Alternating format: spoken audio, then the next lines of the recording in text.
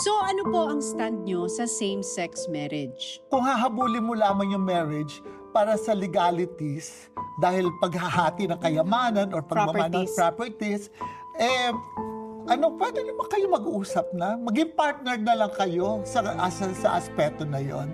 Yung marriage, sa babae at lalaki na lang. Yun na nga, bigay mo na. Huwag mo nang pakialaman yung gawa ng Diyos. Nandyan na yan, di ba?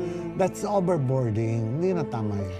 Kasi na-interview ko si Senator Risa Ontiveros. Siya ang isa sa nagpupush ng SOGI bill. Kayo, At ako rin ang nagpatigil ng Soji Bill. bakit, Mother Ricky? Nang sinabi ko, miski anong gawin sa mga bakla, bakla pa rin yan. Ako naman, sige, bigyan ng karapatan, bigyan ng puwang sila sa lipunan. Kaso lamang, the problem with some gays, they ask for too much. Overboard. Masyadong entitled. Tama na yung tino-tolerate ang mga bading. Tama na yun. That is more than acceptance. Yan ang sinasabi ko. Oo. Toleration is more than acceptance. Because ang kaharap mo, hindi pare-pareho.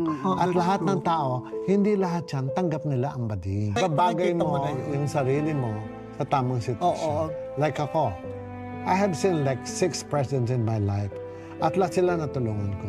Pero pagkaharap ko sila, naka-brush up yan, hindi ako naka-bounce. You know? Nakasuit ako. Hindi ako naka-glittery. Pero pagkakabadingan, kapag pakabading tayo. Kaya naka-glittery ka ngayon, naka-Versace Ay, dahil bading ang kasama ko. Di ba? Dahil bading ang kasama ko. So, ganun pala Kumbaga, yun. itatama mo yung sarili mo sa tamang lugar.